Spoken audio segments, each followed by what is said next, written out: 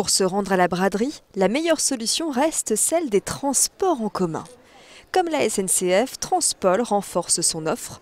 300 personnes supplémentaires, chauffeurs, contrôleurs et médiateurs sécurité ont été recrutés pour répondre à la demande. On est très heureux de parler de nos épreuves et de mettre en valeur toute l'équipe qui nous entoure parce que samedi, il faut savoir que nous serons 800 sur le parcours et que c'est devenu une petite entreprise. C'est parti! Voilà la course élite qui a démarré, vous voyez les coureurs passer. Et la foule de ces 7000 participants qui passent. Bonjour. Alors le départ, c'est toujours un événement incontournable pour vous? Ah oui, mais je sais pas, cette année j'ai trouvé qu'il y avait une ferveur encore plus grande, j'ai trouvé cette énergie incroyable. Bonjour, j'étais avec un autre grand sportif, Pierre Tintignon, là vous avez vu, là peut-être il y a un instant.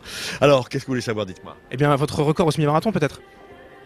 Mon record au 100 mètres, vous voulez dire? Oui, plutôt, non. Je pense que je devais faire 13 ou 14 secondes, mais j'étais très jeune au 100 mètres. Ah bah là actuellement on a bien mal aux jambes, mais bon, je pense que la récompense, une bonne moule, une petite bière pour être original et pas faire comme tout le monde, ça va être vraiment sympa après ce semi-marathon. Je crois que c'est un moment qui est véritablement important dans le sens où ce sont 15 000 personnes qui vont venir se rassembler autour du sport à Lille. Et malvoyant depuis l'âge de 8 ans. Nous l'avons rencontré il y a quelques jours en pleine préparation physique aux côtés de son guide. Arnaud Cassel, bonjour. Bonjour. Alors expliquez-nous un petit peu le principe, vous êtes une quinzaine, une vingtaine et vous allez courir avec des joëlettes, c'est ça? C'est ça, oui. En fait, on est 15 coureurs. Il y a même en fait des parents en fait, d'associations, des enfants qui sont là qui vont courir, qui n'ont jamais en fait couru. Et ils font ça en fait pour les gamins. Vous avez eu quelques facilités ou difficultés à recruter des bénévoles, des volontaires pour cette course? Il y a eu un élan dans les magasins, dans les sièges, dans tous les hypermarchés, les supermarchés, la logistique. Tous les collaborateurs du groupe se sont mobilisés. C'est parti, monsieur Patrick Canet, ministre.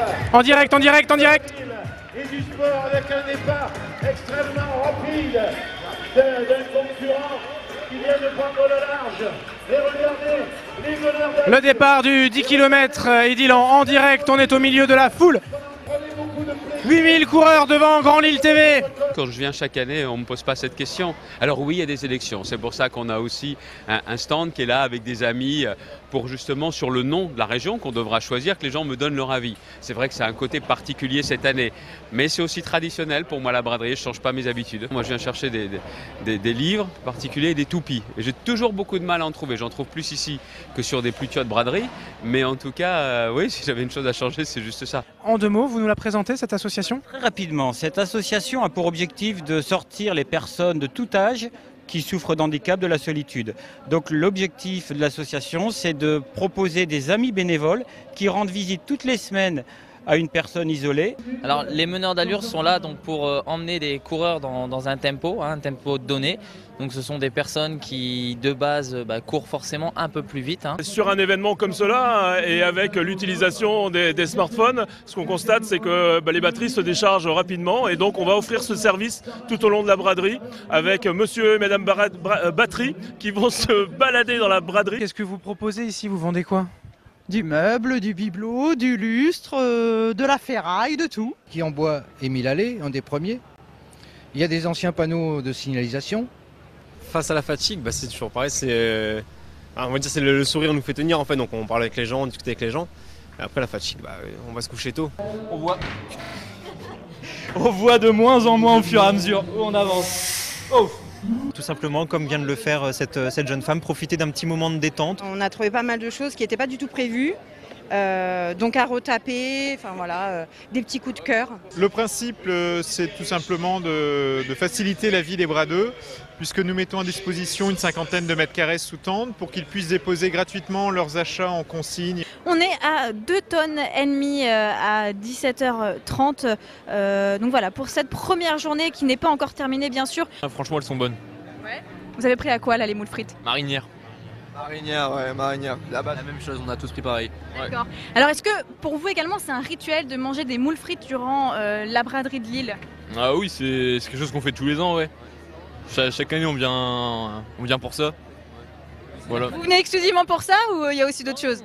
Non, on essaie de faire des affaires aussi, mais C'est une tradition. C'est la tradition. On vient chaque année, c'est la tradition. Les moules frites, la braderie, c'est un rituel. C'est le rendez-vous de la rentrée aussi. Voilà, on reprend les cours et puis le premier week-end, on vient manger les moules. Sur le plan des affaires, c'était quand même nettement moins bon que d'habitude. C'est toujours quand même la possibilité d'écouler des stocks qui dorment. C'était quand même bien fatigant parce qu'il a plu, donc il a fallu remballer de temps en temps. Et puis on était levé depuis 5h du mat, donc ça pique un peu quand même. Et on a bien vendu, en fait là ça fait 3 ans qu'on l'a fait, donc à chaque fois on est à peu près dans nos prix, on fait 70 €, donc c'est pas mal la journée. Grosse appréhension du mauvais temps qui a fait qu'on a une clientèle qui est venue parce qu'elle voulait, donc belle année. Cette année, je trouve on a peut-être moins vendu, il y a eu autant de monde, mais par contre je pense que la pluie y a joué. La braderie Lille, un événement incontournable pour les acheteurs